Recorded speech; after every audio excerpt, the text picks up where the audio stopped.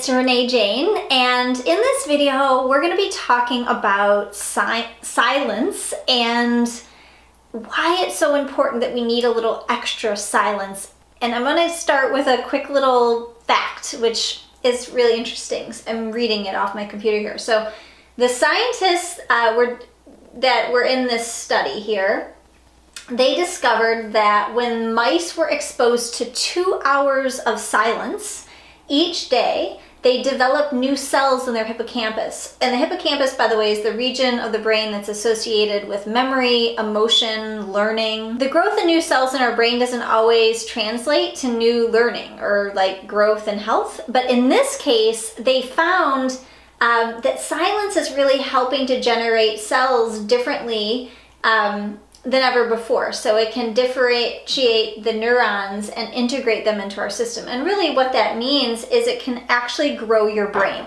Silence grows your brain. So here's the problem. The problem is that we are exposed to a lot more noise than ever before.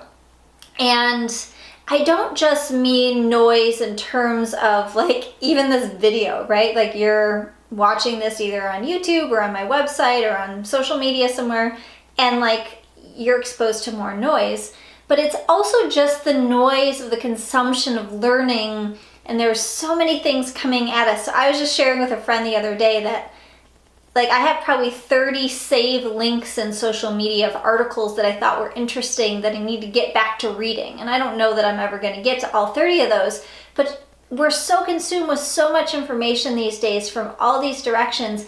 And it's in a way that has never been like that before. We gotta find ways to have more silence. And so let me just back up for a minute and share with you a couple things that inspired this conversation and why I'm even talking about it. So years back, I did my meditation training and a 10-day meditation retreat with Deepak Chopra over at the Chopra Center. Huge impact in my life and really helped me get my meditation practice to a point where I felt like it was changing my life and continues to do so. During that 10 days, we took 1 day of complete silence.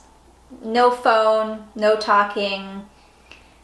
So many benefits came from that 1 day.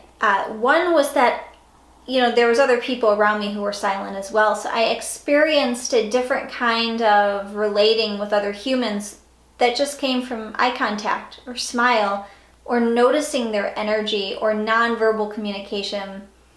That's even hard to even explain, but it was so incredibly powerful. The other thing I noticed is how much it helped me feel calm and at peace. I also noticed it was challenging. It was a lot harder than I probably thought it was going to be. And also not just noticing me not having words, but paying attention to all the things that were happening in my mind still. So there's a lot of aspects to that. And so what I did recently is I had a full-on silent day at my home, which I know is not always easy for everyone who's watching this that can do that, but in this case, my son was with his father and I had some space where I was able to have a silent day, and it was very, very powerful. A lot of emotional healing work was done and some huge realizations for me were accomplished. Now, I've since decided that I think it's going to be important for me to have one of those silent days every quarter, so 4 times a year, and that's my goal. That's what I'm shooting for.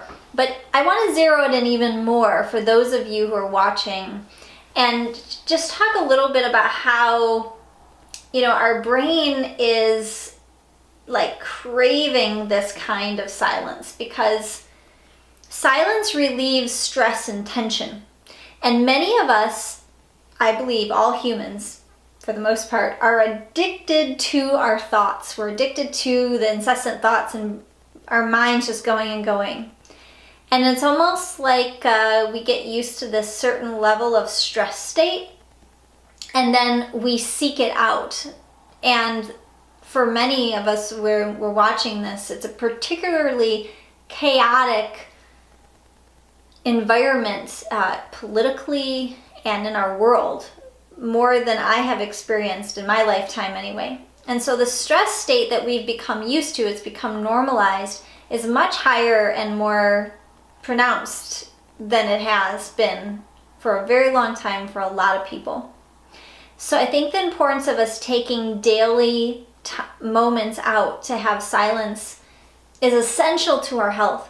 And so I want to invite you to have some kind of a morning practice. And that morning practice is probably the best way, but it could be any time of the day. The reason the morning's good is because you don't have a lot of talking happening. You just woke up, right? And so it's a naturally more chill time. You know, there's hot tea that you can make and you can just sit and be quiet for a little while. You know, waking up a little bit earlier. You might journal, you might pray, you might meditate, you might go sit outside and walk in nature, you might work out and move your body or do some yoga, or a combination of all of the above. Cultivating a morning practice, even taking a bubble bath throughout your day, and finding silence, turning the music off in the car is another way to do this, and just being quiet, being with yourself. It's scary sometimes. I think that's a reason we resist it, is because we're afraid of what we might meet within ourselves when we get quiet. And I want to invite you and encourage you to step into the fear if you have it. Because if it's such a fear and you're so afraid of the quiet and silence, there's something there. There's something there. And on the other side of that fear is your power and is your empowerment. So what I've actually decided to do, and I just want to share it with you before we wrap up, is I'm going to be taking part in a 10-day silent meditation retreat. It's called Vipassana, and it's actually, I'm there probably as you're watching this video, based on when you're watching it, but I'm putting this out while I'm away. So, you know, I do understand that not everyone can do Vipassana and do 10 days of silence with their schedules.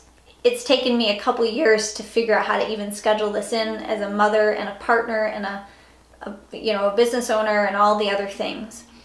But I figure I'll take just a second and share a little bit about what I know so far in case you may have an interest in your life. So I've had friends who've done this before, so they have really been the biggest inspirations. But for me, I started to notice many patterns throughout the course of my life that have limited me, limiting beliefs around intimacy, around commitment, around my relationship to time, in my relationships, around old trauma. There's so many things, right? We all have stuff, right?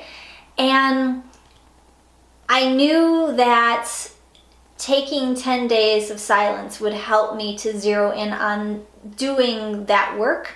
And I want desperately to grow my emotional intelligence, because I really believe that if we don't do some of that work when we're younger, that it hinders our ability to grow our emotional intelligence and how we relate emotionally with other people and how we show up in our relationships with ourselves and with others.